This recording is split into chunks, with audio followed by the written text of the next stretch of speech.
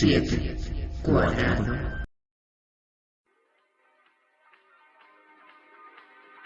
Bienvenidos a 37 cuadrado. Debemos hacer una advertencia importante. Este podcast no es apto para personas sensibles ni para niños. Si eres fácilmente perturbado por temas oscuros y siniestros, este no es podcast para ti. Pero si te gusta desafiar tus límites y enfrentar a lo desconocido, ajusta tus auriculares y prepárate para sumergirte en el misterio. Comenzamos.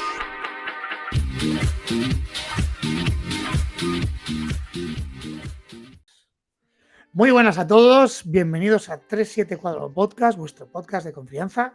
Yo soy Xavi y hoy tenemos a Michael Martínez Blanco. Él es historiador y aparte técnico en excavación, entre otras cosas también. Y la verdad es que me encanta que esté hoy Michael aquí porque tiene un punto de vista, una visión, porque ha trabajado, hay mucho trabajo detrás de ello. Tiene un punto de vista y una visión sobre el tema de la Atlántida y aparte trataremos otros muchos temas. Pero primero, Michael, ¿qué tal? ¿Cómo estás?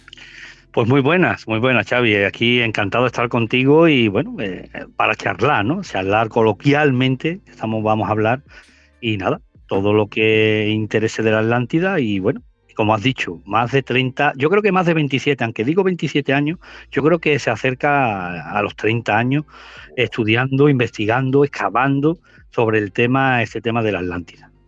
Wow, brutal. Pues Michael, mil gracias de verdad por estar aquí. Y bueno, como muchos sabréis, él también ha sido colaborador de Cuarto Milenio y como ha dicho ahora, lleva muchos años estudiando esto. ¿Para qué le he traído aquí o por qué quiero que Michael esté en el podcast? Él tiene una visión que me parece brutal con el tema de la Atlántida. Así que, Michael, haz un poco así por encima, ¿qué te llevó a empezar a estudiar el tema de la Atlántida y por qué empezaste a indagar tanto? ¿Por qué te cautivó tanto el tema? Bueno, pues eso siempre desde pequeño tenemos a alguien o algo, o pasa algo en nuestra vida, Xavi, que nos cambia, ¿no? Por ejemplo, el tema de la arqueología, los que tienen más o menos mi edad, siempre recuerda al principio en el 82, por ahí, cuando sale la primera película de Indiana Jones, ¿no? Indiana Jones, el Arca Perdida, que precisamente, da la casualidad, ahora que lo has dicho, Xavi, estoy justamente donde se grabó Indiana Jones, en el Arca Perdida. Estoy en lo que es en el desierto de Tabernas, en Almería. Wow. Y hoy hemos estado hablando del tema de que, bueno, hemos estado en una gasolinera desayunando y me ha dicho el que está allí despachando, que conoce tanto a Harrison Ford, ojo, que lo conoce, que ha estado allí tomando café, y hace poco dice que estuvo allí mirando Arnold Schwarzenegger investigando para rodar una secuela de Conan. Esto puedo dar una primicia, ¿no?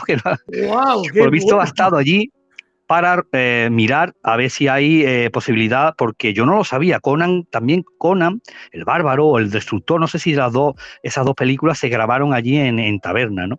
Y estuvo allí echando gasolina al coche, y bueno, y este hombre que está allí, pues lleva muchísimos años allí, ¿no?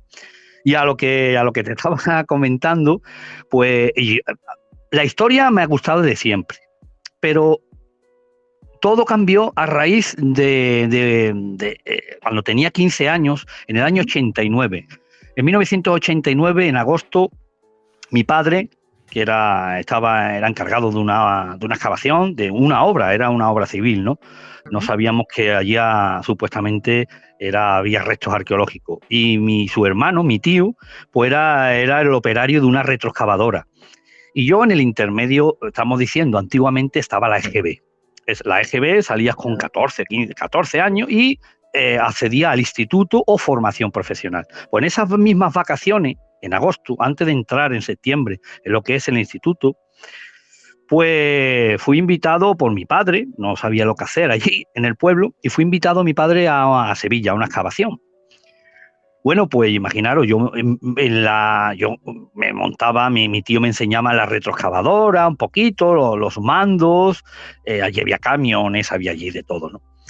Y resulta, Xavi, que mi tío, haciendo una perforación bastante grande, no recuerdo, unos 14 metros, en una localidad de Sevilla, que se topa con algo. Bueno, pues él sabe, como él llevaba muchos años trabajando en la máquina, sabe que ahí hay algo que no es tierra normal y bueno, y lo saca con delicadeza y sale un madero, un tronco ancho. Claro, y al retirar el tronco hay una oquedad. Claro, ¿quién es el que entra a la oquedad? ¿Quién es el que se asoma? Pues claro, un chaval de 15 años, no como ahora, sino que estoy pasado de kilo, pero que yo era muy ágil en aquel entonces, pues Michael, echa un vistazo. Claro, echa un vistazo. Y me asomé. Y vi que había varios maderos, siguió mi tío excavando, sacando, y había una hilera de maderos en dirección a lo que sería el río Guadalquivir. Pero lo que me llamó la atención, Xavi, es el olor. Un olor nauseabundo, un olor de putrefacción. Claro, yo no lo entendía, ahora sí lo entiendo, los estudios, pero no lo entendía. Incluso llegué a coger esos maderos, unos troncos, y se deshacía en las manos, estaba totalmente podrido. Bueno, pues allí pude ver, pues mi tío se paró, pude ver que también había restos de un tipo de roca una encima de otra.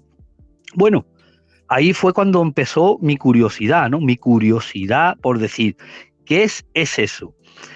Imaginaros cuando tuve 15 años, imaginaros después en la universidad, por supuesto, esos restos no tuvieron mucha repercusión, porque después, estamos hablando en el año 89, después se hicieron excavaciones para la exposición iberoamericana de Sevilla, que se realizó en el año 1992. Entonces, a partir del 89, 90, 91, empezaron todo aquello a hacer obras para hacer los pabellones, toda la parafernalia de la exposición iberoamericana, que coincidió, os recordáis, coincidió con Barcelona 92, de las Olimpiadas, fue el mismo año, ¿no? Lo que pasa es que las Olimpiadas fueron, no sé si son 2 semanas, 3, un mes, y la exposición iberoamericana fueron durante 6 meses, que tuvo mucho éxito. Hubo 2 mascotas en España en aquella época, hubo 2 mascotas, el curru, claro, el curru, el famoso curru, que nadie sabe hasta hoy en día qué es lo que es. ¿Qué animal es? Era un animal mitológico con la bandera LGTB en el pico o algo así. ¿Sabes? Que como que tenía un montón de colorines, ¿no? Sí, tenía una cresta hacia atrás y también el famoso Kobe, Xavi, el famoso Kobe. El Kobe, muy bien, sí. Pero no, el Kobe bueno. No el COVID que llegó con la pandemia año. No. Y bueno, muchísimos años después me entero por las universidades, en estos estudios, que un profesor, el otro le dijo, me entero que realmente lo que pudo ser aquello era un posible puerto, un puerto marítimo en Sevilla. ¿Por qué? Porque esos maderos estaban podridos a consecuencia y podridos por la humedad y por la sal. Y cuando hablamos de sal era agua de mar, agua marina, ¿no? Y ahí empezó todo. Yo empecé ya desde joven el mar en Sevilla. Después, raro. Bueno, porque las marismas de Sevilla no tienen nada que ver, ¿no? Bueno, las marismas, a continuación, sí, claro, las marismas del río Guadalquivir, que sería Doñana, sí, claro. Ahí entraba, pero hubo un fallo. Por eso los estudios son muy importantes y saber lo que es comprender, saber leer, pero saber leer no significa que A, I, O, U, ya sé leer. No, es comprender lo que estás leyendo. Y el mar nunca ha llegado a Sevilla ni en Doñana. Lo que entraba era el océano Atlántico. Ahí se me encendió a mí la chispa. Lo que llegaba a Sevilla no era un mar, ni el mar Mediterráneo. ¿Qué agua llegaba a Sevilla? Las aguas del Piégalo Atlántico. Wow. Lo que decía Platón. Entonces yo decía, bueno, ¿cómo es posible que entrara el océano Atlántico, sobrepasara Sevilla y llegara más o menos a 120 kilómetros tierra adentro? Y ahí fue cuando desde los 15 años hasta hoy en día, investigando, leyendo los textos de Platón, porque también escuché y había algunos estudios que decía que Sevilla era una isla, o pudo ser una isla. Entonces, tenemos el pie al Atlántico, océano Atlántico. Tenemos una isla, madre mía, una isla, y que con las dataciones que se han hecho gracias al metro, porque esto mucha gente no lo sabe. Al decir Sevilla, todo el mundo, yo incluso la universidad, yo los exámenes, Sevilla fue fundada en el siglo VIII por los fenicios, ¿de acuerdo? ¿De acuerdo o no de acuerdo? Pero claro, en los anuales arqueológicos de Sevilla encontramos que gracias a obras fortuitas, yo le llamo fortuitas, son obras civiles, como por ejemplo el metro, y ahora el metro que se hizo, que la mitad de Sevilla es subterránea, y ahora supuestamente pues han dado una partida de dinero para hacer la segunda línea del metro, y ahí saldrán. Claro, eso, ahí. En Ahí esas saldrán. Ahí ha pasado algo seguro. Claro. Y claro, gracias a Dios que estuve allí, yo estuve también en las excavaciones del metro y pude ver que no tuvo más remedio que la tuneladora que destruir, ¿no?, restos arqueológicos, pero los que se pudieron recoger se analizaron, como por ejemplo la Puerta de Jerez, en la Fuente del Arzobispado, en la calle Aire y Mármol, bajo la Universidad Pablo Olavide, y se encontraron restos de actividad humana. ¿Esto qué significa?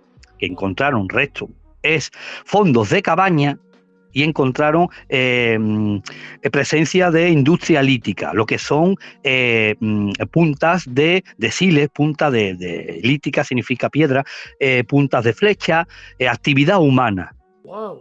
Incluso se encontraron en Miraflores tipos de polen, incluso plantas. Todo eso se analizó separado y dieron una cronología todos iguales. Dieron una cronología entre 3000 y el 3500 antes de Cristo, wow. más o menos. Esto, pero perdona mi ignorancia. ¿Esto se hace con la prueba del carbono 14 o hay algún otro método? Vale. Sí, la prueba del radiocarbono 14. El problema es que esa prueba se hace si contiene restos orgánicos. Okay. Restos orgánicos a los encuentro, como por ejemplo los polen, tipos de plantas que todavía tienen restos de material vegetal. Se analizaron en lo que es la parte de Miraflores y dieron como en 2900 y el 3000 antes de Cristo.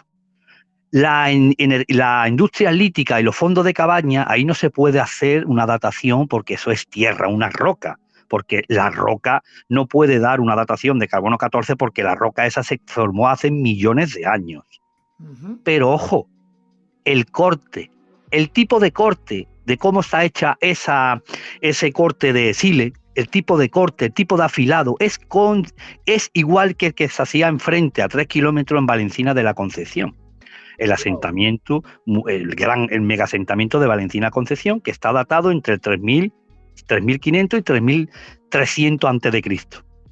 Y los fondos de cabañas se asemejan y son prácticamente iguales que los de Valencina de la Concepción, que los de los Millares donde estoy ahora, que los de Marroquí Bajo, y la cronología hacen que estamos hablando del Calcolítico, la edad de cobre. Estamos hablando sobre, vamos a decir una fecha, por decir 3000 años antes de Cristo. Wow. Ojo, que en Sevilla había gente viviendo en el 3000 años antes de Cristo, había cabañas, había gente afilando para cazar, para pescar, pero no hemos estudiado de que resulta de que Sevilla fue fundada en el siglo VIII con los fenicios. Ahí empieza todo. Muchos sevillanos no lo saben. García San Juan, el catedrático, lo ha dicho muchas veces, que esto no me lo estoy inventando yo, ni yo soy el que aquí quiere decir, esto lo he conseguido yo. No, no, son estudios. La teoría sí es mía de la Atlántida, y yo la sitúo en Sevilla capital. Esa isla que describe Platón, perdón, es Sevilla capital, que era una isla. Pero Michael, ¿una isla por qué? Por estudio científico, por ejemplo. ¿Quién dice que fue una isla? Por un estudio del catedrático de prehistoria y de arqueología, José Luis Escacena. ¿No? José Luis Escacena dice que Sevilla era que pudo o era una isla. Pero claro, vamos a más pruebas científicas. Resulta que Sevilla la cota más baja es a 4 o 5 metros. Sevilla centro. Cuando yo hablo de Sevilla no es toda la ciudad de Sevilla, es solamente el centro de Sevilla. Lo que el centro de Sevilla, todo el mundo sabe lo que es la Maestranza, la Puerta de Jerez, la Plaza de España, la Giralda, o sea, todo, incluso la parte de atrás. No sabemos la extensión que tenía esa isla, pero que no era muy grande.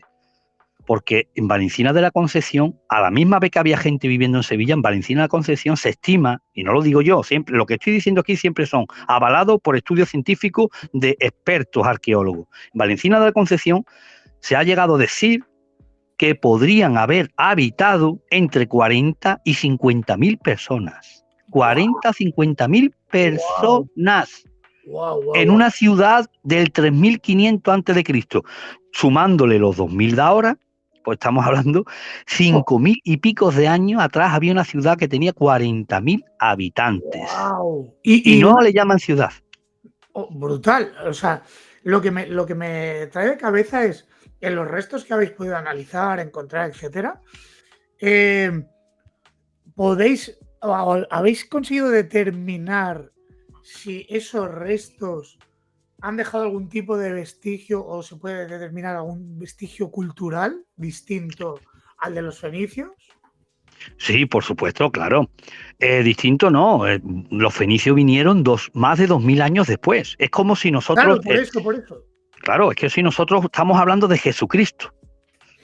Jesucristo y nosotros, voy a decir Jesucristo porque es el año cero, los romanos. Vamos a decir, los romanos y nosotros es la misma diferencia que hay entre los fenicios y la edad del cobre o calcolítico. Ese calcolítico, bueno, y los fenicios están súper, voy a decir, súper valorados, súper infravalorados.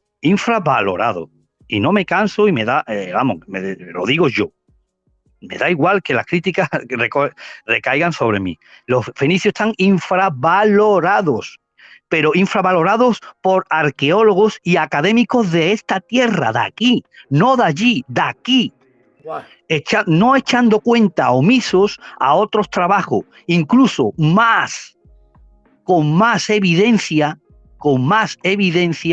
de que dicen que ya en el 3.500, en el 3.000, había ya objetos, había ya una cultura que pudo tener la rueda. Y si decimos la rueda, también podemos decir que podía tener incluso el torno giratorio. Podemos decir que en Menga, en la cueva de Menga o en el Menir, en Antequera, en el dolmen de Menga o en Antequera, se han encontrado dos cuencos que estaban macizos de material.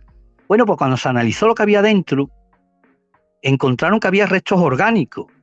Estamos hablando que un cuenco es de cerámica y la tierra que hay dentro es tierra. Pero encontraron los restos orgánicos, se han analizado y resulta que dan extracto de un tipo de uva, como si fuéramos, vamos a decir, un vino.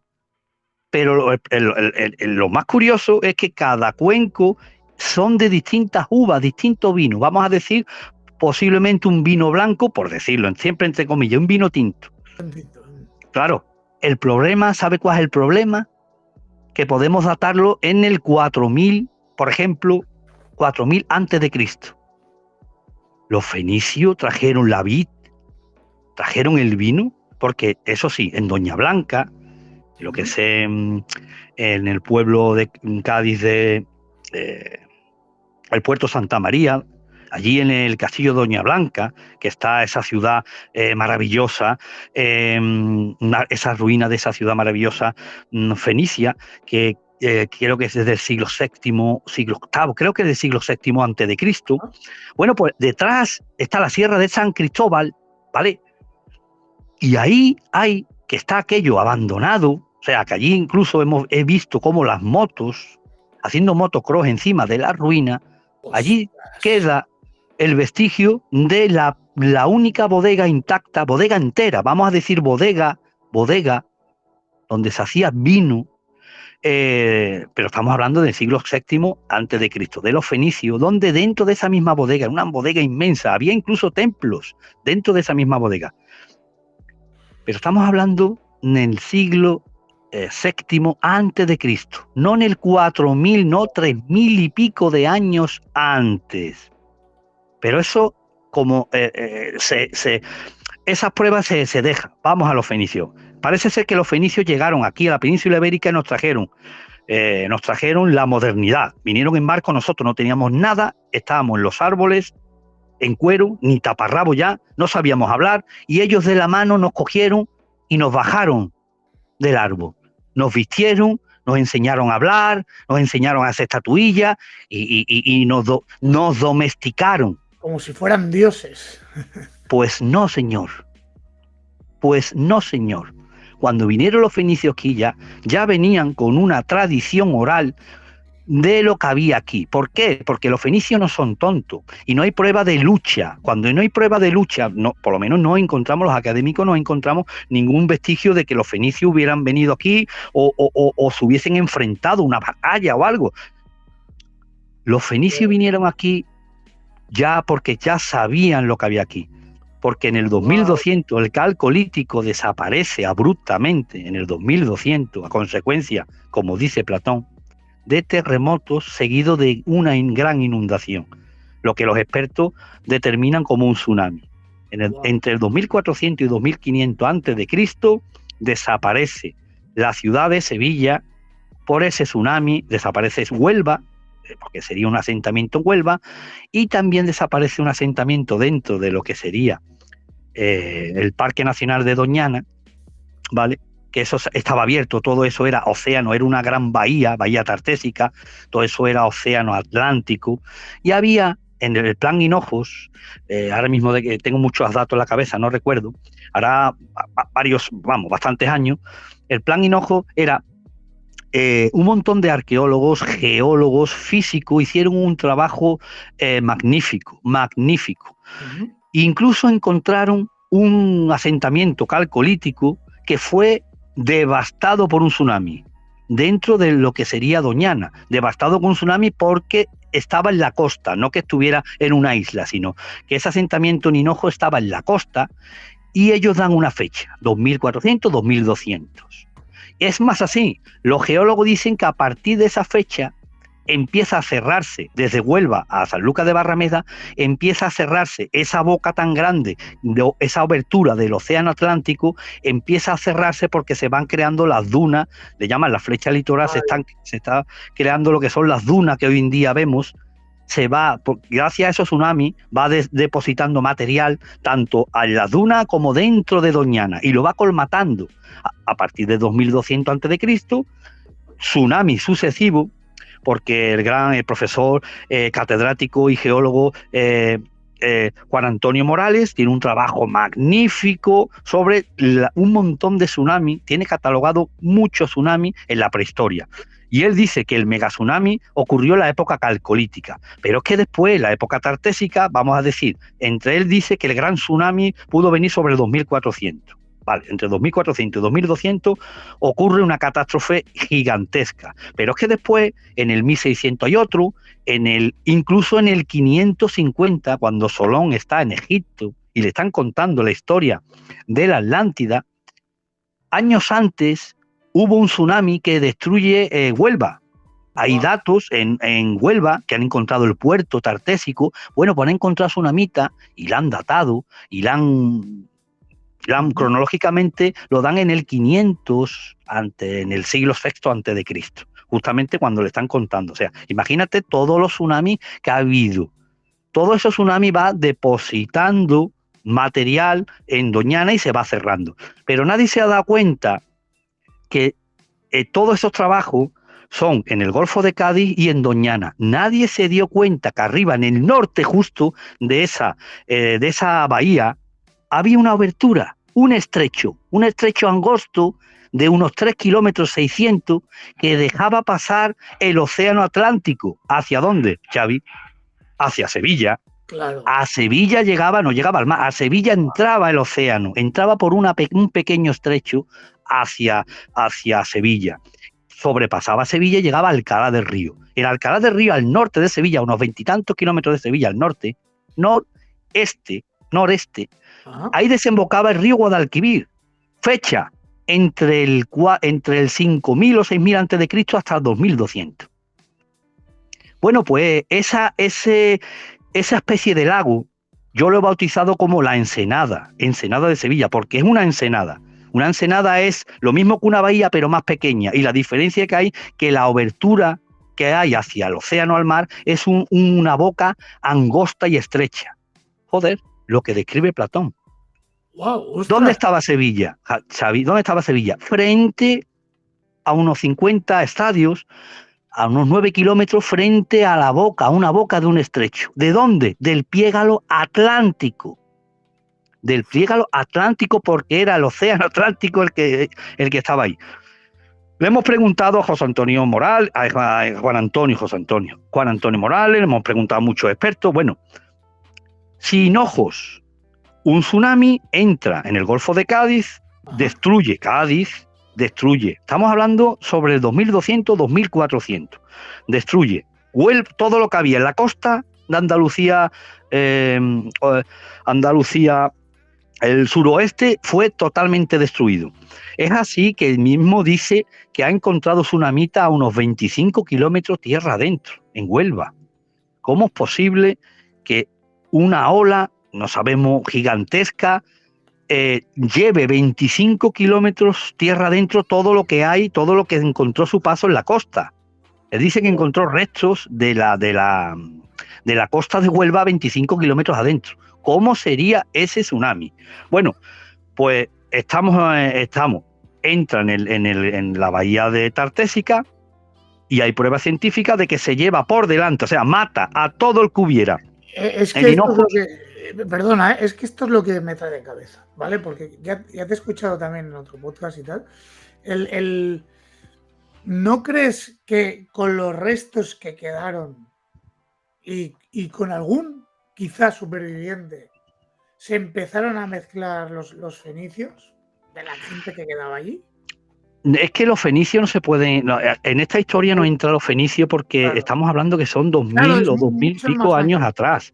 Lo que sí podemos decir es que una vez que... Date cuenta de lo que estaba contando. Hinojos está a unos 25 kilómetros en línea recta del estrecho de Coria. O sea, Hinojos estaría aquí en la costa y si llega aquí el tsunami y se lleva por delante ese asentamiento...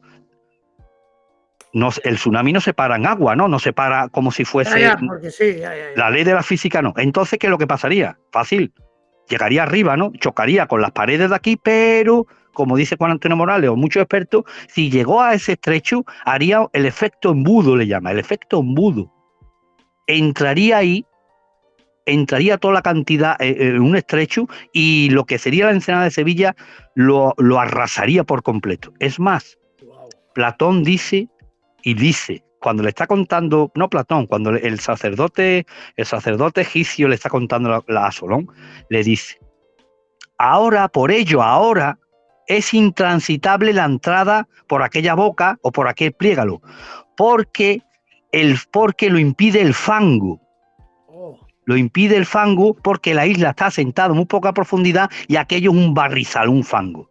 Por eso es intransitable, infranqueable. Intransitable está hablando en navegación. Intransitable sería una traducción, sería navegable, ¿no? Es innavegable, inescrutable y también infranqueable. Infranqueable significa que no puede entrar ni por nada. Todo lo que era el Piégalo Atlántico en aquella ensenada se quedó nada. Entonces, ¿cuándo ocurrió? Pues en el 2200. Pero claro, yo digo que en Sevilla vivían los jerarcas. los jerarcas, porque era una isla pequeña. ¿Dónde estaba la ciudad o dónde estaba el polígono industrial, donde vivían los ganaderos? Porque lo explica bastante Platón. Había ganaderos, había incluso 2 cosechas al año, había ganaderos, había agricultores, había orfebres, había canteros, había soldados. ¿Esa gente dónde vivía? Pues en Valencina de la Concepción. Porque allí allí se han encontrado restos de talleres, restos de roca, de cristal, de roca. Porque restos humanos nada, ¿no? Sí, restos humanos en los cementerios, los tolos. Wow. Ahora vamos ahí a eso. Entonces, aquello que lo que era, pues donde vivían el personal. Imagínate tú que tú estás allí y entra un tsunami y destruye a lo que es destruye el centro pensante, destruye los sacerdotes, o sea, mata a los sacerdotes, todo el que estuviera en aquel entonces, todo el que estuviera en la isla de Sevilla, porque Valencina de la Concepción, Sevilla está totalmente rodeada por una elevación. Sevilla está totalmente rodeada por una elevación, por ejemplo, en el oeste se llama el Aljarafe, luego la Sierra Norte, y luego va bordeando lo que son los Alcores y se cierra otra vez en ese estrecho. Coria del Río y Dos Hermanas. Entonces, en todos esos altozanos, ahí estaba Valencina. Y por supuesto, a 150 metros, 140 metros sobre el nivel del mar, ahí no llegaría el tsunami. Pero, ¿qué dicen los expertos? Que a partir de 2200 algo pasa que se van. Abruptamente significa abandonan la ciudad. ¿Por qué? Ahora resulta que los Millares, que aquí donde estoy, aquí en Almería, resulta que también abandonan. O sea, ese imperio, esas ciudades abandonan en el mismo tiempo, todos abandonan sus ciudades. ¿Por qué? Mi teoría dice que se descabeza ese imperio y se van. Se van y termina, como dice Platón, termina por completo una época y pasa de la edad del cobre, en el 2200 termina, ¿y qué edad empieza ahora? La edad del bronce. La del bronce, exacto. Casualmente, en todas las localidades hay restos arqueológicos de la edad del bronce. ¿Sabe dónde no hay? Allí. En Sevilla. Ostras. En Sevilla hay un hiato arqueológico de 900 años. Vamos a decir, desde el 2200 hasta prácticamente 1200, 1300 antes de Cristo. Vamos a decir, cerca de 1000 años no hay nadie que construya allí y que se asiente allí. ¿Por qué? ¿Qué es lo que pasa? ¿Qué pasa allí? Sin embargo, otros sitios sí. Sí, hay, allí no. Wow. Allí lo que hay es, te lo voy a decir, lo que explica Platón y lo que explica los egipcios. Las catástrofes naturales, hoy en día decimos que es mala suerte, un terremoto, pero antiguamente dice que Poseidón, por la arrogancia y la avaricia, siempre pongo la avaricia, Xavi, por la arrogancia y la avaricia, ellos dicen que, claro, querían mucho poder, tanto militar, tanto como económico, claro, y resulta que Poseidón le manda el tsunami. Pero en verdad nosotros sabemos que Poseidón no le manda el tsunami, sino que eso se va, es un ciclo, eso es la Tierra, la Tierra es como un ser vivo, se va moviendo, las placas tectónicas, hace un maremoto, total, una catástrofe. Pero los antiguos decían que era ¿quién? Poseidón. ¿Y a quién ha castigado? A Sevilla, a la capital, ¿no? Pues yo no me voy ahí. Ahora, a lo que tú ibas de los fenicios. Resulta que Platón describe que como mínimo había 3 puertos. O sea, había 2 puertos, un puerto exterior y 2 puertos interiores. Pero bueno, se está buscando puertos en Valencina de la Concepción, se está buscando un puerto. Yo, supuestamente, creo que pude localizar, casualmente pude localizar dónde está un puerto. Porque, ¿te acuerdas los maderos, eso que he dicho antes con anterioridad? Sí. Posiblemente ese fuese uno de los puertos de Valencina de la Concepción. Y eso en el libro que va a salir ahora publicado y en un documental que se ha grabado y que los productores pues están en negociaciones con estas cadenas o plataformas. Ajá. Ahí va a salir donde yo en el año 89 se localizó esos maderos. Lo digo porque cuando los arqueólogos, si quieren, leen el libro y quieren excavar allí, cuando lo encuentre, pues decir, pues mira, lo que sí es verdad que ya le han comunicado, están buscando 2 puertos. dos puertos. ¿Por qué? Porque navegaban. Resulta que el material que encontraron allí, han encontrado dos tipos de marfiles, dos tipos de elefantes, han encontrado huevos de avestruz, han encontrado ámbar y jade del centro de Europa, han encontrado multitud, o sea, estamos diciendo de que la gente allí iba y se intercambiaban cosas. Incluso en la prensa inglesa ha dicho que, tapadito, pero ha dicho, Valencina de la Concepción era la capital de la moda del Calcolítico. Y la gente pues se ríe, pero capital de la moda es decir que es la capital del Calcolítico. ¿La moda qué es lo que es? La moda hoy en día es tu ropa, pero antiguamente el Calcolítico la moda es todo. ¿Todo lo que significa? Símbolo de estatus social también. Efectivamente. Una daga de cristal de roca, una peinetas. La peineta tan famosa de la Sevilla, que ahora se está en Sevilla, en Feria de Sevilla. Esa peineta que sale en Semana Santa o que sale a la Feria de Sevilla, ya la había en el 3500 a.C. aquí en Sevilla. Lo podéis ver, poner peinetas de Valencina de la Concepción. Son exactamente igual. Y bueno, no son de madera, no son de plástico, son de una elaboración exquisita porque están hechas de marfil. ¿De qué de marfil? De marfil de dos tipos de elefante.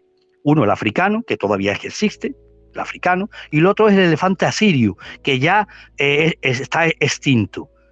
Wow. También decía Platón que en la Atlántida había elefantes. ¿Verdad? Pero es que hay algo que me gustaría que explicaras aquí para el público, porque, claro, siempre se ha romantizado mucho sobre el tema de la Atlántida, de que podían ser una civilización muy avanzada, con enormes avances a nivel tecnológico, como bien has dicho, un ejército poderoso, etcétera. ¿Tú qué crees sobre eso? ¿Cuál es tu visión sobre eso? Porque me parece interesante. La visión es que lo que describe Platón, bueno, ya Proclo, guiado por un discípulo suyo, pues se acercó a Egipto, incluso dijo, según Estrabón, dijo que llegó a ver esas tablillas o esas inscripciones y que efectivamente, que decía que la historia de Platón de la Atlántida era lo que había contado Platón, solo que estaba embellecida, como nosotros decimos, engrandecida. Engrandecida, ¿por qué? Digamos, idealizada, quizás. Efectivamente, ¿por qué? Porque describe, primero dice que es una historia de una civilización, una cultura o un imperio, yo le llamo imperio, hace 8.000 años antes de Solón, o sea, en la prehistoria, y está describiendo que tiene templos como columnas de oro, está describiendo templos a Poseidón, a Clito, que es su mujer, está describiendo templos griegos, actuales a Platón. Claro. Platón lo escribió a mitad del siglo IV antes de Cristo, o sea, estamos diciendo, y Solón estuvo en Egipto a mitad del siglo VI.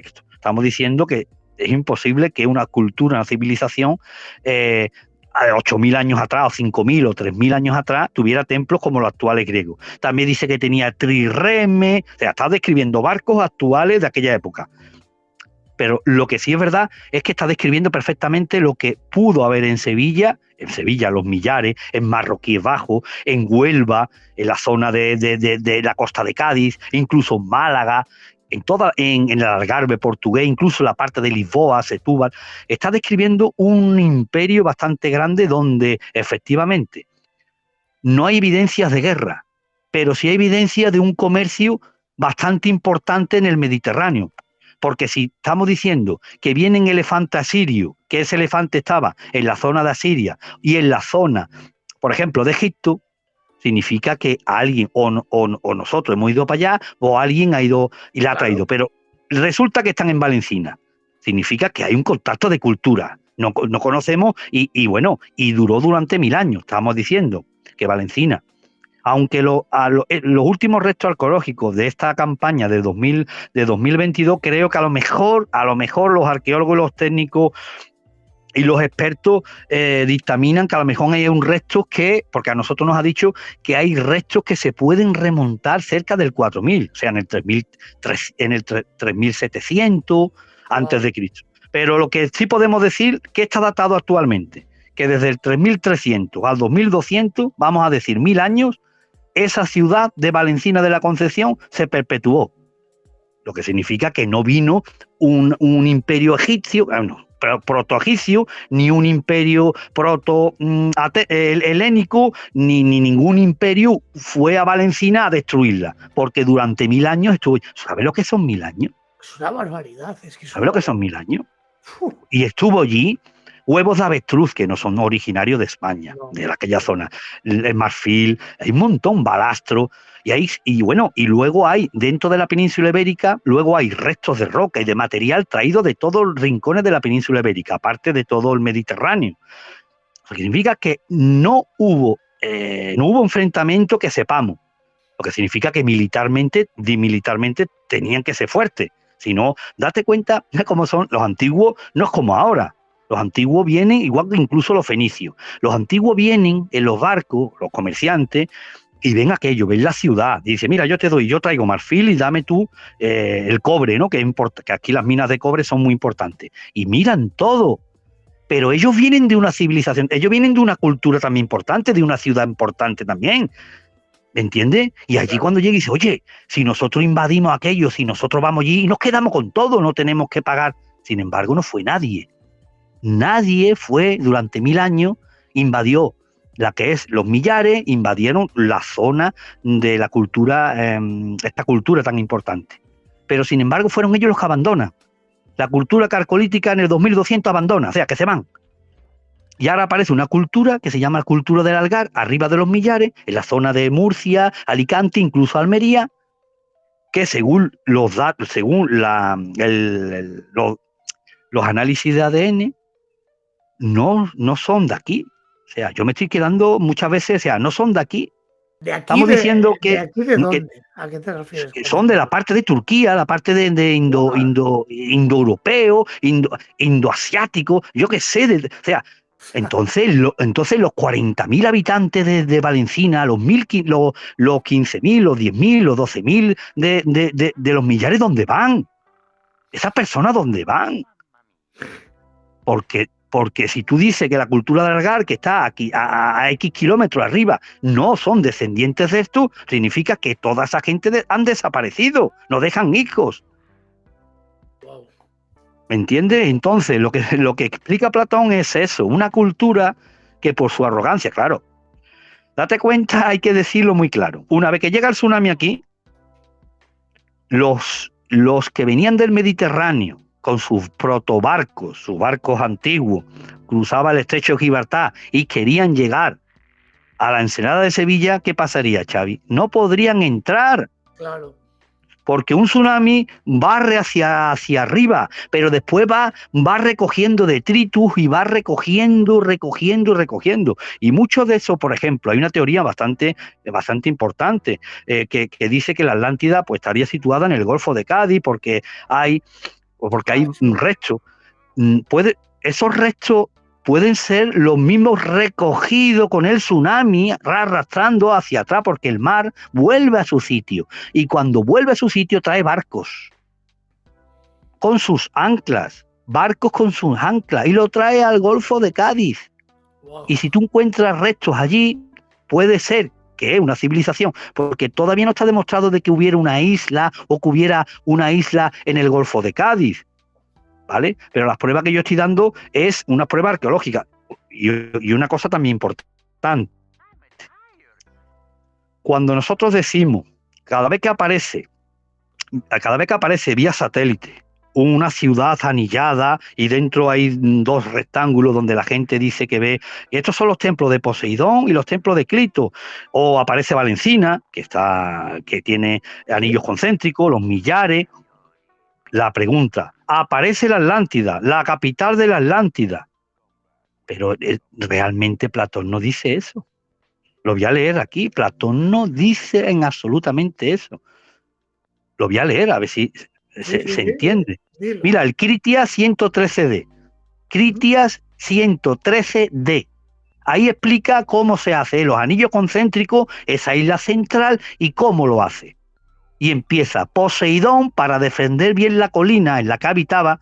Dice colina porque en la isla central, la isla capital de la Atlántida, hay una pequeña elevación entre 22 y 35 metros. Coño, justo lo que hay en Sevilla. Guau. Sevilla era una isla y había una elevación que su máximo era 35 metros, 32, y lo mínimo 22. Eso está hoy en día en la calle Aire y la calle Mármol, 35 o 32 metros, o sea, lo que describe Platón. Comienzo de nuevo. Poseidón, para defender bien la colina en la que habitaba, la isla mediante anillos alternos de tierra y de mar. Lo que nosotros conocemos, todo el mundo conoce, ¿no? Claro. La Atlántida, bueno. Siempre dice que empieza de mayor a menor dimensión. 2 de tierra y 3 de mar. Lo que conocemos, ¿no? Pero ¿quién lo hace? Poseidón. Aquí dice que Poseidón hace la distribución urbanística de lo que nosotros conocemos como la Atlántida o la isla central. Wow. No lo dice que lo hacen los hombres. Entonces, vamos a decir la lógica, porque yo siempre utilizo el sistema hipotético deductivo, sobre todo en los textos clásicos, para diferenciar, quitar la leyenda, quitar el mito y quedarme con la verdadera historia real, historia verdadera y que se puede constatar con hallazgos arqueológicos. Entonces, estamos diciendo que Poseidón lo hace. Aquí anula a los hombres. Entonces, si no lo hace el hombre, lo que hace el hombre, como es artificial, ¿no? Una cosa hecha, Claro. tú ves una piedra y si hay un dibujo, una firma, eso es artificial, ¿no? Vale. Entonces, en la Tierra hay dos formas, ¿no?, de hacer escultura de algo. Una es artificial y la otra, ¿cómo es? No voy a decir así. La otra, ¿cómo es? La otra es natural, ¿no? Claro. Ha hecho la naturaleza, ¿no? Sí. Platón está diciendo que no la ha hecho el hombre, la ha hecho Poseidón, una divinidad, pero para nosotros no la ha hecho Poseidón, lo hace la naturaleza. La naturaleza, correcto. Igual como el tsunami. ¿Quién manda el tsunami para Platón? Poseidón. Para nosotros, ¿quién lo manda? La naturaleza. Entonces, señores, no vamos a buscar una ciudad hecha por el hombre, sino lo que hay que buscar es una isla y unos, entre comillas, anillos, pero de forma natural. De forma natural. Cuando aparezca una ciudad hecha por el hombre, no es la capital de la Atlántida. Ojo, eso no significa que no pertenezca a la Atlántida, claro que sí. ¿Por qué? Y esto no es mío, esto que voy a decir ahora no es mío. O sea, hay muchos investigadores que dicen eso. Todas estas ciudades que están con anillos concéntricos, lo que hacen es imitar ¿a quién? A la capital. Claro, la capital, estamos hablando, si yo digo que es Sevilla, una ensenada está rodeada. Ajá. Claro, la ensenada mide 3 o 4 o 5 kilómetros. Eso es imposible de que unas personas construyan una ciudad y construyan unos fosos de 5 kilómetros. Lo tienen que hacer más pequeñito. Pero que quede constancia que Platón dice que la naturaleza es la que hace una isla central. Es que hemos encontrado vía satélite y aquí hay un rectángulo perfecto. Esto es... Vale, de acuerdo. De hecho, los templos sí lo hacen los atlantes, los dice Platón. Los templos y los puentes y todo lo hacen los atlantes, pero esa distribución de anillos no. También dice, Sevilla entra dentro de esa característica. ¿Por qué? Porque ya lo he dicho, Sevilla tiene un anillo natural, un anillo elevado natural, ¿vale? Y casualmente dice que esa Atlántida estaba protegida por los vientos del norte. Wow. Significa que está protegida por los vientos del norte. Todo el que entre, y seguro, todo el que entre en Sevilla, por ejemplo, viene de Huelva hacia Sevilla, baja por Castilleja de la Cuesta, baja. El que viene de Mérida, del norte, estamos hablando del oeste, baja. El que viene del norte, de mi dirección Mérida, va bajando, desde Gerena va bajando hacia Sevilla. Pero casualmente el que viene dirección este, de Málaga, en Alcalá de Guadaira, ¿dónde está entrando en Sevilla? Va bajando también. Vaya. El único sitio donde entra derecho es en Cádiz. Desde el sur, donde está el estrecho de Coria, que yo he dicho que estaría aquí arriba, el estrecho de Coria, el que viene de Cádiz hacia Sevilla, ese entra derecho. ¿Eso que indica? Que Sevilla incluso actualmente Sevilla está protegida de los vientos del norte. Vaya. Otra cosa también fundamental, Wow. que eso no lo echa cuenta. No, es que esa conclusión me parece brutal. Yo no, Sí. Está protegida por los vientos del norte. Ahí, bueno, nosotros hemos llegado a tener, yo qué sé, cerca de 80. También dice que Poseidón dota, Poseidón. Esto es muy importante. Ya hay que aprender a decir, Poseidón dota esa isla central. No dice toda la Atlántida, esa isla central la dota de 2 fuentes, una de agua caliente y otra de agua fría. Y dice que cada fuente pues, se utiliza para sus convenios, para el convenio. Sí. Eso no lo puedo decir aquí, eso está en el libro y en el documental. Okay. He localizado la fuente de agua fría o agua caliente. Pero es que actualmente sigue habiendo agua fría y agua caliente, demostrado. Wow. Lo hemos demostrado en el documental. Pero ¿y el agua caliente? Bueno, lo diréis en el documental. No lo puedo decir. Pero que Sevilla tiene agua fría y agua caliente. Y la isla de Sevilla tenía agua fría y agua caliente. Wow. ¿Vale? Y una pregunta. Todo esto, toda esta conclusión, todo este estudio, todo este trabajo que tienes ahí detrás, ¿te han salido detractores de lo que tú opinas? Bueno, es que claro, todo el que me escucha en varias intervenciones, pues a lo mejor se hace un cacao. Eso, para eso tiene que ver documental o leer el libro tranquilo, donde lo hilo, va haciendo un argumento y lo voy leyendo. Todo lo que estoy diciendo tengo restos arqueológicos, pero no restos arqueológicos hechos por mí. No la teoría es mía, es mía. Pero lo que yo me estoy refiriendo es que los trabajos no son míos, los trabajos son de catedráticos en historia, catedráticos doctores, licenciados, investigadores, no hace falta que sea, sino expertos en la materia que no están estudiando la Atlántida. Claro, tú lo que has hecho es como un puzzle, como cuadrarlo, entiendo. Hombre, cuadrarlo. Lo que he hecho es coger la Universidad de Sevilla, la Universidad de Huelva y la Universidad de Cádiz, que parece ser que no, entre ellas no se quieren hablar, y yo la he untado. Trabajos académicos. Eso es, muy bien. Lo he untado. Y me da una historia de una civilización que habitaba en una isla. Es más, en Valencina de la Concepción, ya que he dicho lo de los cementerios, resulta que en Valencina de la Concepción no se han encontrado todavía restos de cabañas de la gente importante que estaba enterrada. Wow. ¿Dónde vivía esa gente? Yo pregunto. No, es que no hemos encontrado. ¿Podía no vivir en Valencina? ¿Podía vivir en el extrarradio? Pues sí, y yo digo, ¿qué es lo que digo yo? Que vivían en la isla de Sevilla. Wow. En la isla de Sevilla. Y que enfrente de la isla de Sevilla, lo que sea Santa Brígida, el Aljarafe sevillano, esa colina que hay, en Valencina, la Pastora, Montelirio, ahí donde se enterraba la gente importante. La gente importante, tan importante a nivel mundial, que al lado del Monte Lirio se encontró restos, un tolo con 2 cavidades. Bueno, pues en una de esas cavidades encontraron se puede decir sacrificio multitudinario. Sí, multitudinario, porque había muchísima gente enterrada ahí y parecía un rey.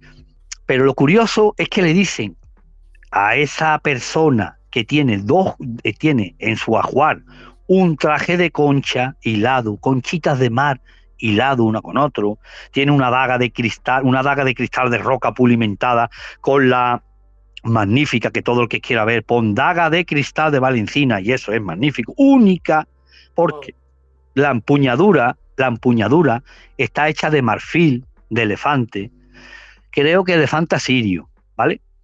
Luego en cornamenta de elefante y un montón de objetos que lo que está enterrado ahí está diciendo que esa persona no es una persona normal, ni un sumo sacerdote, esa persona posiblemente podía ser el que regentaba todo aquello. Bueno, pues el mote, entre comillas, que le pusieron los arqueólogos y los expertos, fueron el marchante de marfil. Le pusieron el marchante de marfil, porque bueno, le pusieron ese nombre porque estaba todo lleno de marfil aquello, ¿no? De elefante. sea, lo que decía Platón. Wow. Hace poco le hicieron un análisis de ADN, un análisis, y resulta o de ADN o, ojo, yo no creo que de ADN, yo creo que antropológicamente lo analizaron los restos y se dieron cuenta de que no era un hombre, Xavi, era una mujer. Wow. Era una mujer lo que allí estaba enterrado. Y esa mujer no es una mujer cualquiera, era una mujer que tenía que mandar. Claro. Y eso a nivel en el 3500 a.C. es único. Pero ojo, vamos a Platón.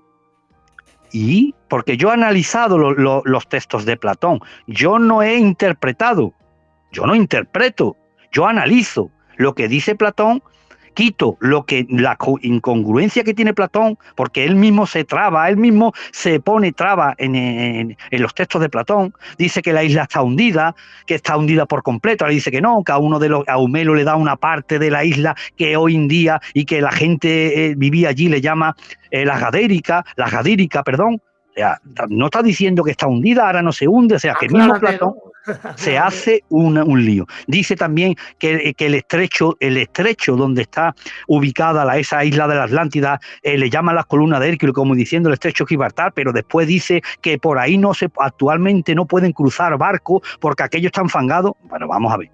¿Qué está diciendo Platón? Que en el siglo VI a mitad del siglo VI, los barcos no pueden pasar al océano Atlántico, porque tú estás diciendo que está frente a las columnas de Hércules, que es el estrecho de Gibraltar, y le está diciendo a Solón, que Solón es uno de los 7 sabios de un legislador importante de Grecia, que estaba allí en Egipto, que Platón dice, en uno de sus relatos, dice que es el más sabio de todo, le está diciendo el sacerdote, ojo, Solón, que hoy en día no se puede pasar por el estrecho de Gibraltar.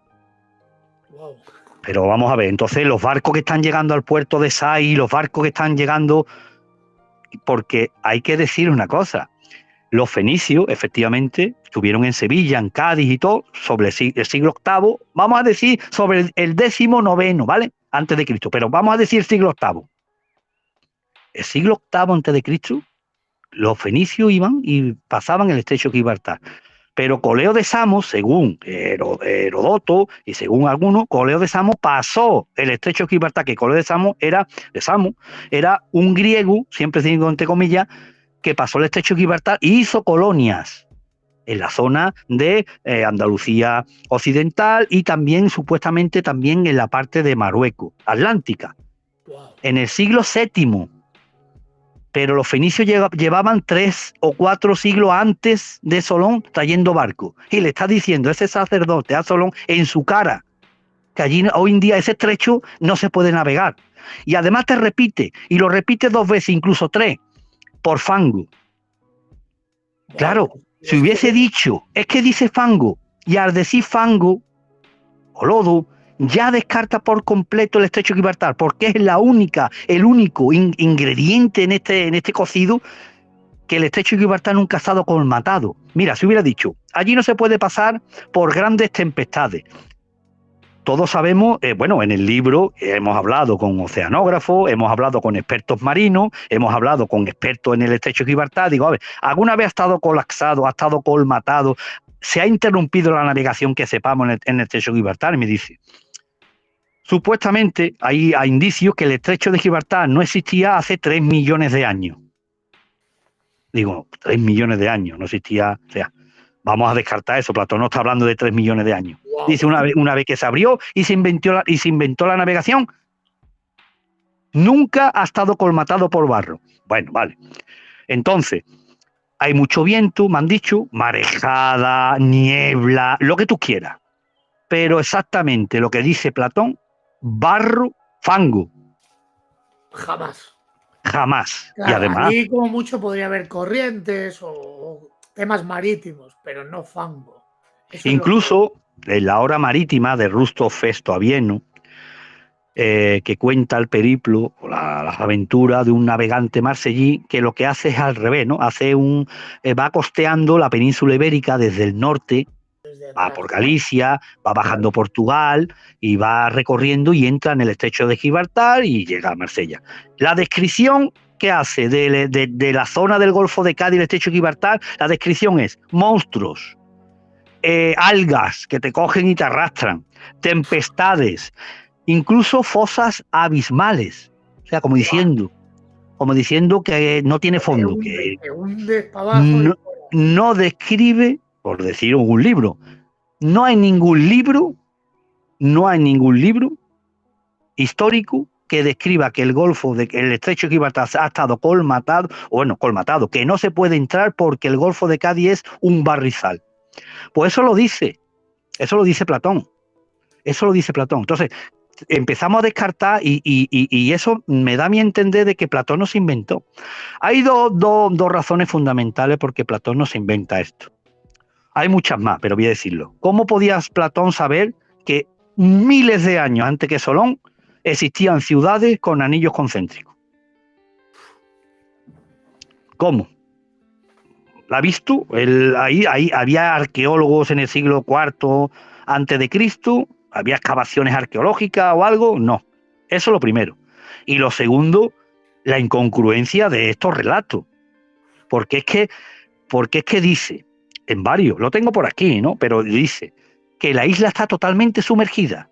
No dice que no queda nada en la superficie, no. La isla está sumergida. Pero ahora dice que el segundo hijo de Humelu, lo dicen 2 o 3 veces, porque hoy en día aquello es infranqueable, porque la isla hoy en día está sumergida, aunque sea poca profundidad, vale, de acuerdo. Pero poca profundidad, si él dice que poca profundidad y las montañas están fuera, entonces no está sumergida la isla, eso no es sumergida la isla. Eso es lo que ha hecho una inundación y se ha quedado un poco, ahora mismo. ¿no? Como si Efectivamente, no pasa nada. Entró un tsunami, eso sí, la costa, y ahora no se retira el agua y se queda a 5 metros, pero imagínate en España, una isla como España, y entra, que no pasa nada. Claro. Cuando dice sumergida y que está a poca profundidad, lo que nos da a entender que está totalmente sumergida y lo que queda a poca profundidad son las cosas más altas. Y sobre todo el barro, el fango, ¿no? Bueno, pues dice, porque hay que decir que la Atlántida es una confederación de reinos, de ciudades-estado, y que son cada regente familiar. Poseidón se casa, siempre digo entre comillas, se casa con Clito, ¿vale? Y tiene 10 hijos, todos varones. Bueno, vale, todos varones. La casualidad es que son 5 pares de gemelos, son 10, pero son 5 pares de gemelos, lo que significa que primero nacerían 2, después otros 2, otros 2. Vale. Entonces, los 2 primeros, uno es primogénito, siempre nace uno primero y después el otro segundo. Bueno, el primogénito, ¿cómo se llama? ¿O cómo lo puso Solón? Porque hay que decir que todos estos nombres están traducidos. Yo te estoy contando una historia, imagínate que tú eres, en este caso, tú eres de América, ¿no? De un país de América. Y yo te digo, la Virgen María o algo de mi cultura. Yo te digo, yo vivo en el Rocío, la Virgen del Rocío, y tú lo trasladas a tu Dios. Bueno, pues la Atlántida fue traducida 3 veces. El idioma original, que no sabemos cómo se llama, el idioma original de cómo se llamaba esa cultura, esa isla. Luego, los egipcios, que son los que escriben esa historia, se lo ponen de su Dios, y luego ese egipcio se lo cuenta a un griego, y ese griego lo traslada a su Dios, Poseidón, Atlas. Claro. Por eso se llama Atlántida, porque el primogénito, en verdad se debería llamar Poseidonia, por ejemplo. ¿Por qué? Porque era la tierra de Poseidón. Pero sin embargo, dice que el primogénito se llama Atlas. Claro, entonces el mar el océano Atlántico y la isla de Atlántida, ¿vale? Para primogénito. El segundo se llama Humelu. Y dice, ¿por qué dice? ¿Por qué dice lo de la mujer? Porque dice, esto es muy interesante, dice, al primero reparte, ¿no? Parece que Poseidón estaba ya viejo y dice, bueno, voy a repartir todo mi territorio, voy a repartirlo para mis 10 hijos, ¿vale? Voy a empezar por el primero. Dice Platón. Al primogénito Atlas le dio la isla de la madre, y dice también, la isla de la madre y las parcelas adyacentes que era de la madre. Claro, los restos de esa mujer. Efectivamente, la isla de la madre. Wow. Ojo, yo soy Poseidón. Yo te puedo decir, porque resulta que Poseidón, entre comillas siempre, Poseidón vivía en esa isla y tenía un templo a Poseidón y un templo a Clito. Y le dice la isla y la zona de la madre. ¿Qué significa eso? Eso no hay que interpretar. Le está diciendo que le da la zona de la madre. Tu casa, si yo te digo, véndeme tu casa, ¿quién manda? ¿El vecino? Supuestamente, No. o mandas tú. Pues entonces yo te digo que le corresponde la zona de la madre y yo vivo allí, por la que mandaba era una mujer. ¿Dónde está enterrada supuestamente y dónde se puede localizar una cultura que la mujer era muy importante? Y no hablemos de la dama de Elche, porque la dama de Elche estamos hablando en el siglo V antes de Cristo. Estamos hablando en el 3000, sobre el 3000 antes de Cristo. Wow. El único resto de mujer importante, Valencina de la Concepción. Durante muchos años el tratante, el marchante de marfil, y es una mujer. Wow. Me acabas de volar la cabeza, ¿eh? Eso lo dice, pero ojo, no le dice que, imagínate que la Atlántida es Andalucía o la parte de la península ibérica, dice, los Millares le toca, nada más que sabemos que la parte de la madre, donde mandaba la madre, le toca a Atlas. ¿Y qué es lo donde vive la madre? En una isla, ¿dónde? Con anillos concéntricos. Que yo digo que es la zona aquella. Bueno, dice, y al segundo, que se llama Humelu, le da la parte cercana, o la parte cercana a las columnas de Hércules. Vale, muy bien. Que está por encima de la Gadeira. Y ahora dice, por encima de las Gadeiras, que las Gadeiras en la época de la Atlántida no se llamaría Gadeira. Y le dice, y de ahí se llama hoy en día Gadeira porque Humelu, ese Humelu va descendiendo y esos indígenas que han llegado hoy en día, de Humelu pasa a llamarse la Gadeira. Lo que significa, vamos a ver, significa que desde que Humelu manda allí hasta hoy siguen gente viviendo allí. Wow. Eso lo dice Platón. Los indígenas hoy en día le llaman Gadeira. O sea, no está diciendo que la isla está hundida, Platón. Platón, céntrate. No está diciendo que la isla está hundida. Ahora hay parte que desde Humelu ha llegado hasta el día de hoy. ¿Sabe el cacao que tiene? Le hemos dicho que Platón no se inventa de los siglos concéntricos, acierta. Significa que puede ser la historia verdad. Otra historia, otro también. Platón tiene la vida de Platón en escrito está dividida en 4 fases. La primera es la juventud, ¿vale? La juventud, la transición, la madurez y la vejez. Y la vejez, sí. ¿Vale? La vejez. ¿Dónde creéis que escribe Platón el Timeo y el Critia? ¿En qué fase creéis alguno que, por si no lo sabéis? ¿Tú lo sabes, Xavi, en qué fase de escritor lo escribe? ¿En la vejez puede ser? ¿O la vejez? En la vejez. ¿Tú crees que los expertos dicen que ya estaba consagrado y que era un magnífico escritor, tenía las ideas bastante claras? Claro. ¿Vale? ¿Cómo es posible que... Tiene sentido, pero... Claro, ¿cómo es posible, Xavi, que tenga estos fallos? Ya. Si se ha inventado la historia, un escritor, pongo por ejemplo, la admiro, de aquí mi admiración, Javier Sierra. Bueno, un crack. Imagínate Javier Sierra, que al hacer una novela histórica, que el tío es un fenómeno, tiene una mente prodigiosa, sí. Tuviese estos fallos. Porque Javier Sierra, como buen escritor, tendrá un guión a una historia, un guión, ¿no? Para no cometer estos fallos. Imagínate, yo siempre digo, una novela policíaca, ¿vale? Vamos a leer. Entro en la habitación y abrí la puerta y vi perfectamente el cadáver. Estaba en medio de la habitación porque la luz estaba encendida y se veía todo el charco de sangre.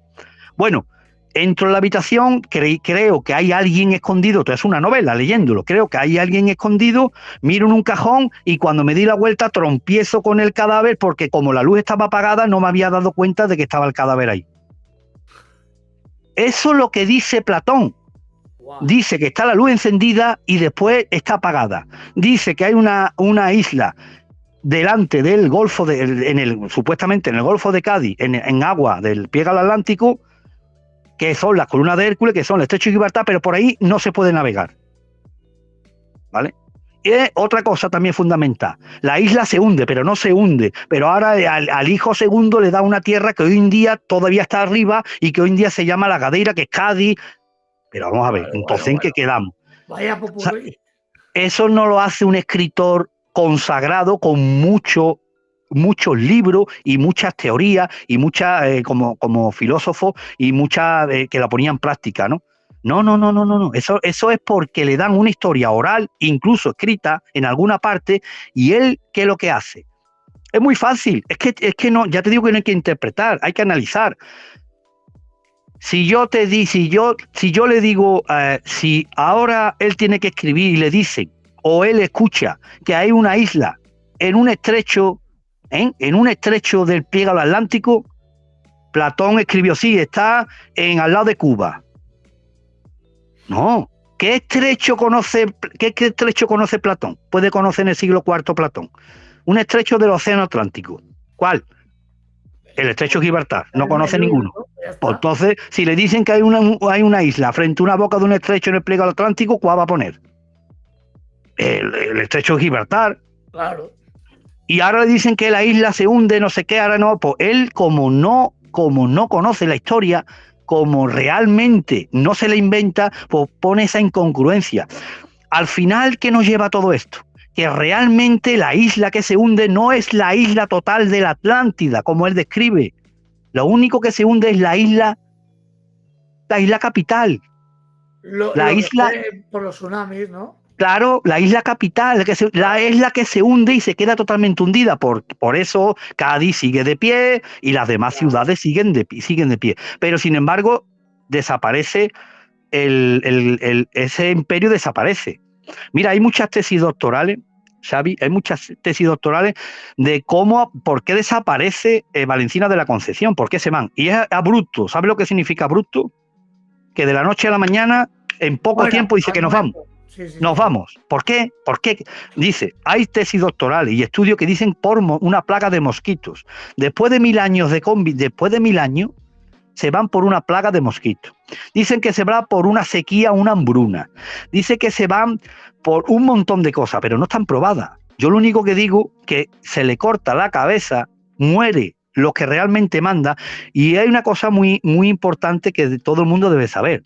La organización social en el 3500 a.C. debería ser una organización social o muy parecida a la nuestra o superior a la nuestra. Porque ya te digo, el imperio que venía aquí a comerciar y tuvo que ver que había soldados, que había una jerarquía importante, de que no se podía invadir aquello. Y otra cosa, eso lo mantendría a salvo. Bueno, y la envidia de cada uno, o sea, yo soy un orfebre y tengo aquí cobre y estoy viendo al otro que tiene cobre y tiene más cobre, el que tiene cabra, que me impide a mí de no matar o no robarle las cabras al vecino.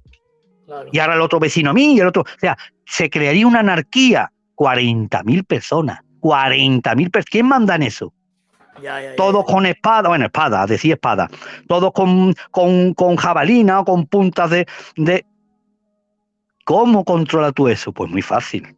Había un ejército, siempre entre comillas. Y yo que hablo para el pueblo llano, o sea, para coloquialmente.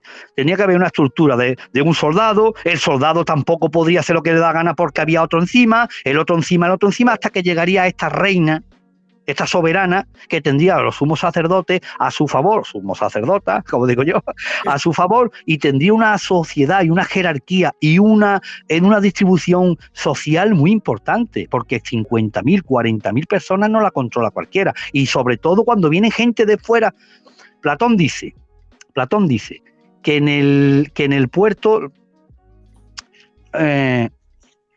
aquí lo pone, mira, en el Critia 117E, el canal y el puerto principal, está hablando, rebosaban de barcos y mercaderes venidos de todas partes. La muchedumbre producía allí, de día y de noche, un continuo alboroto de voces, un túmulo incesante y diverso. O sea, lo está describiendo que ese puerto era tan importante que ahí venía toda gente de todas partes, ¿vale? Eso también. Hay una teoría que dice que hay una isla inmensa en medio del Océano Atlántico. lo que dice Platón aquí no podría ser. No podría ser. ¿Por qué? Porque está diciendo que en el puerto llegaban gente de todas partes. Estamos diciendo ya que en el 3500, 4000, 5000 antes de Cristo ya podían cruzar el Atlántico o ya hacía viaje transoceánico, o sea, con barco, y eso no es posible. Eso, entonces, tenía que estar más cerca, ¿no? Por eso estoy diciendo. ¿Qué es lo que pasa? Que cuando viene ese tsunami, ese puerto importante, esa capital queda colapsada. Aunque mueren los jerarcas, queda colapsada. Todo el que venía del Mediterráneo a entrar no podía entrar, que es lo que hacía, irse. Y al irse a donde iba, a su residencia, ¿y qué contaban? ¿Qué contaban? Que allí ese imperio fue arrasado por los dioses, porque como tenían tanto dinero, siempre entre comillas, tanto dinero y tanta avaricia, pues la ha castigado. Pero es que ahora esa isla no se puede entrar por ese estrecho. Ese piégalo es intransitable, no se puede entrar. ¿A consecuencia de qué? Del barro que hay ahí, ¿no? Claro. Esa historia llega a Egipto. ¿Dónde llega? ¿Cuándo llega a Egipto? Pues en el 2000, sobre el 2200. Incluso hay mapas. Concuerda todo. Claro, hay mapas que incluso hablan de una isla, de un trono sumergido, de la isla de Chu. No hay mapas anteriores al 2200. Que yo sepa, no hay mapas anteriores al 2200. A partir de 2200, aparece en Egipto historias de una isla que se hunde, un trono, dinero, en Occidente. Y los fenicios, como es posible los fenicios, pues también los fenicios también, su cultura, pues llegaría también oralmente la historia de que en Occidente hay mina, oricalco, hay de todo. Y no son tontos. Mira, fíjate tú si no son tontos, que se van a Málaga, pero Málaga, las costas de Málaga, preciosas, la Costa del Sol, las montañas, no tiene nada que ver de lo que hay del estrecho de Gibraltar hacia adelante. No hay nada que ver. Ahí le contarían que allí, pasando el estrecho de Gibraltar, en la zona del Golfo de Cádiz, allí había minas. Y por eso fueron. Y bueno, y cuando vinieron aquí había los descendientes, eran muy pocos, los descendientes del bronce. El bronce sevillano era muy malo. No hay bronce sevillano. Ahí del 1200, cuando vengan a los fenicios a Sevilla, ¿qué es lo que hacen? ¿Dónde se instalan? En el Carambolo. Al lado, no en Valencina de la Concepción, sino un poquito al lado hay un monte de Carambolo. Porque no se van a Valencina, que es muy importante, no. Valencina hasta la Edad Media no es utilizada. Todavía hay una memoria oral de que esa tierra estaba maldita y castigada por los dioses. Por eso los fenicios son los únicos que dicen, pues ahora en Sevilla, no querían la gente de aquí instalarse en Sevilla. Y vienen los fenicios en el siglo VIII y dicen, bueno, venga, y era un barrizal, todavía era un barrizal. Qué pasada. En fin. Michael, la verdad, me has dejado alucinando porque las conclusiones que has tomado, todo, me parece que está muy bien cuadrado, muy bien. Es que te has tirado 30 años investigando esto, entonces, claro, es fascinante la conclusión que has tomado y que tiene muchísimo sentido. Me gustaría hacerte una petición, porque ya el tiempo se está fundiendo. Hemos dicho que hablaríamos de otro tema, ¿vale? ¿Tú te vendrías otro día a hablar de lo que hemos dicho antes? Sí, el claro. Tema de... Sí. Porque quiero escucharte de esto. Por desgracia, por tiempo no nos da más tiempo para de esto, pero quiero que me hagas una breve conclusión, si quieres, de todo lo que al final, de qué crees que está pasando ahí, si crees que se va a descubrir algo más ahí. ¿Te estás refiriendo al tema de la Atlántida? Sí, me refiero al tema de la Atlántida. Luego, pues, el tema del triángulo magnético ufológico de Sevilla, si quieres, lo hablamos en otro episodio. Perfecto. perfecto. encantaría Xavi. porque quiero conocer esos contactos del tercer tipo. Sí, además son muy interesantes. Mira, yo lo único que con estas pruebas científicas, lo que aclaro es que hubo una gran catástrofe, hubo un gran imperio, que ese imperio, pues como se ha encontrado, por ejemplo, jade, un trozo de jade, y que los expertos en Valencina, los expertos dicen o han llegado a conclusión de que es de la parte de una cantera entre Suiza, los Alpes suizos e Italia, que Italia se llamaba Tirrenia, y también se han encontrado restos, y también se han encontrado en Malta restos también y puntas de flecha de la zona de Chipre, la zona del Mediterráneo. Platón lo especificaba bien. En la Atlántida, su brazo, el imperio de la Atlántida, llegaba por el norte, la península ibérica, hasta Tirrenia, hasta Italia, y por el sur llegaba hasta Egipto, o sea, lo que sería Libia, o Marruecos, Túnez y Egipto, ¿no? O sea, todo esto está con pruebas científicas. ¿Qué es lo que demuestro yo? Vamos a olvidarnos de la Atlántida. Yo, con esta historia, con este libro, demuestro que hubo una isla muy importante, una civilización o una cultura, un imperio muy importante que adoraban al toro, eso no lo he dicho, pero decía que adoraban al toro y se han encontrado en Valencina de la Concepción un montón de cabezas, no de toro, de uro. Uro es un toro, por decirlo, un toro prehistórico, ¿no? Que se extinguió. Ah, sí. Un toro bastante grande. Sí, ¿no? muy grande, sí. Sí, entonces se han encontrado cabezas y lo que parece, ahí sí lo interpreto yo porque incluso parece se encontró un altar. ¿Qué significa un altar con una cabeza de toro arriba? Digo un altar, lo digo yo, porque se encontraron varias vasijas, o, ¿cómo decirlo? Varias vasijas puestas en forma de pirámide y arriba del todo encontraron la cabeza de un uro. Aquello parecía, yo lo veo, aquello era parecía un altar, ¿no? Ahora mismo los científicos... de adoración, ¿no? Efectivamente, ya tenemos la adoración al toro.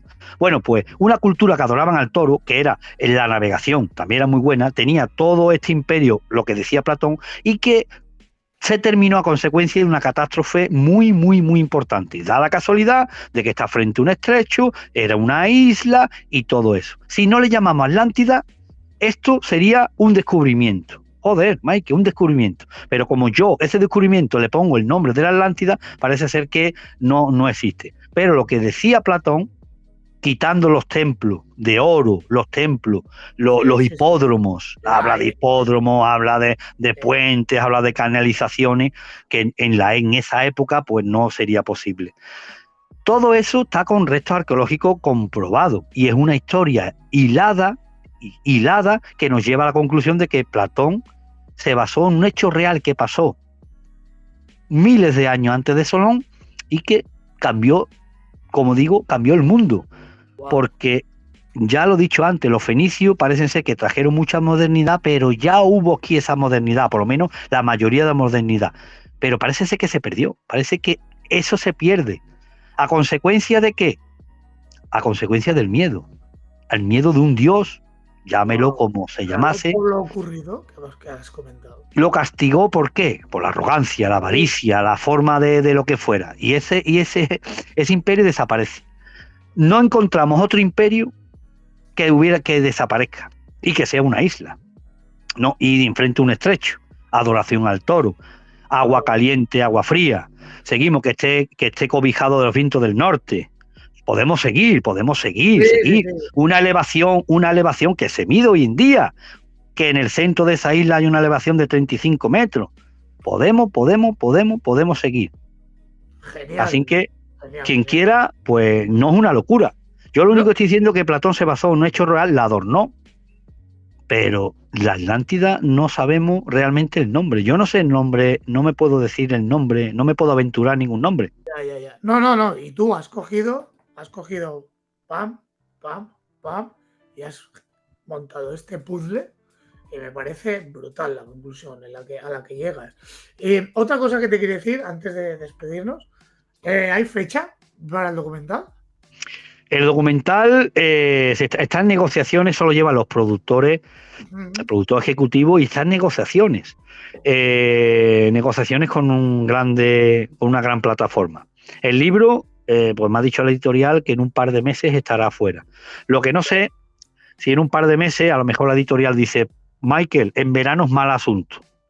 Bueno, En verano es mal asunto de sacarlo porque está la gente de vacaciones, vamos a esperar a septiembre. Pero septiembre, que es buena época, creo yo, para... el libro está en el horno, o sea que el libro está terminado y el libro está en el horno, lo que decidan ya los editoriales, la editorial. Cuenta con una compra porque me interesa muchísimo. Michael, de verdad, 1.000.000.000 de gracias por tu tiempo. Me has dejado asombradísimo, las cosas como son. Y espero que pronto podamos cuadrar de nuevo y hablar del tema que nos hemos dejado en el tintero. Muchas gracias. Ha sido un placer estar contigo, Xavi, hoy. Muchísimas gracias. Hasta la próxima.